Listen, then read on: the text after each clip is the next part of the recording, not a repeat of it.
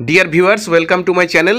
এই মুহূর্তের একটা বিগ ব্রেকিং নিউজ, যেটা তোমরা হয়তো ইতিমধ্যেই লাইভ স্ট্রিমিং দেখেছো, যে 2020-22 যে ডিএলএড যারা কেস করেছিল এবং তাদের যে কেস করার প্রেক্ষিতে যে 11,765 যে নিয়োগ, সেই নিয়োগ প্রক্রিয়ায় স্টে পড়েছিল এবং সেই স্টের বিষয়ে যে মামলাটা আজকে সুপ্রিম কোর্টে শুনানি ছিল হিমা কোহলি ম্যামের বেঞ্চে, সেই শুনানির আপডেট নিয়ে তোমাদের সাথে আজকে এই ভিডিওটাই আলোচনা করব। তো ভিডিওটা তোমরা শেষ পর্যন্ত অবশ্যই দেখবে।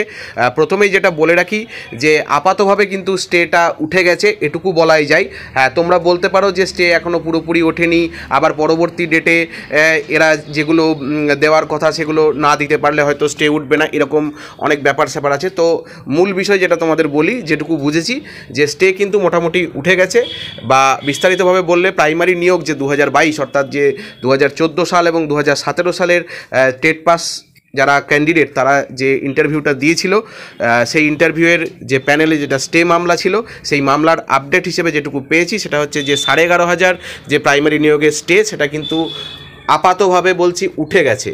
হ্যাঁ, আবার বলছি যে 11,500 প্রাইমারি নিয়োগের যে স্টে, সেটা কিন্তু উঠে গেছে। এবারে 2020-2022 ডিএলএড তাদেরকে বাদ দিয়েই কিন্তু প্যানেল দিতে বলা হয়েছে। আমি এই লাইনটা আরেকবার বলছি, 2020-22 সেশনের যে ক্যান্ডিডেটরা ছিল তাদেরকে বাদ দিয়েই কিন্তু প্যানেলটা দিতে বলা হয়েছে। কোথায় দিতে বলা হয়েছে? এটা কিন্তু সুপ্রিম কোর্টে জমা করতে বলেছে, এবং সুপ্রিম কোর্ট জয়েনিং কিন্তু এখনই দিতে বলেনি। তারা কিন্তু নিজেদের কাছে এই যে প্যানেলের লিস্টটা তারা কিন্তু দেখতে চেয়েছে।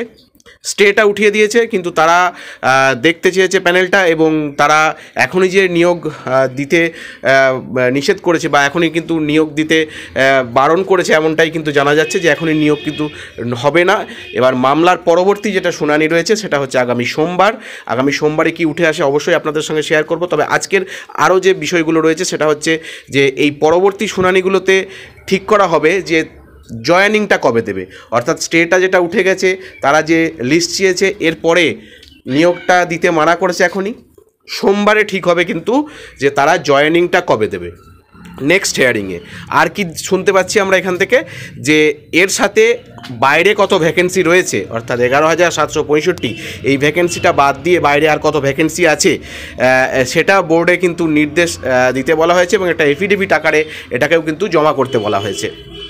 আর 2020-22কে বাদ দিয়ে যেটা বললাম 11,765 এর প্যানেল কোর্টে জমা করবে বোর্ড, আর তার সাথে 2022-কে যে ফিউচার ভ্যাকেন্সিতে কিভাবে দেবে তার পূর্ণাঙ্গ হলফনামা আকারে কিন্তু জমা দিতে বলা হয়েছে বোর্ডকে।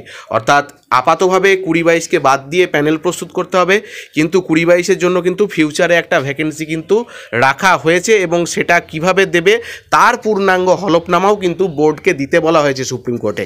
এই বিষয়গুলো নিয়ে বিস্তারিতভাবে সোমবারে কিন্তু নেক্সট হিয়ারিংয়ে আলোচনা হবে, বা নেক্সট হিয়ারিং রয়েছে, এবং সেখানেই নিয়োগ কবে দেবে এই ব্যাপারটা কিন্তু পরিষ্কার হবে। অর্থাৎ আপাতভাবে স্টে উঠে গেছে এটা বলা যায়। তোমরা একটু আশাবাদী থাকতে পারো, এটা যেটা গভীর সমুদ্রে চলে গিয়েছিল বিষয়টা, সেখান থেকে কিছুটা হলেও এটা প্রাণ ফিরে পেয়েছে।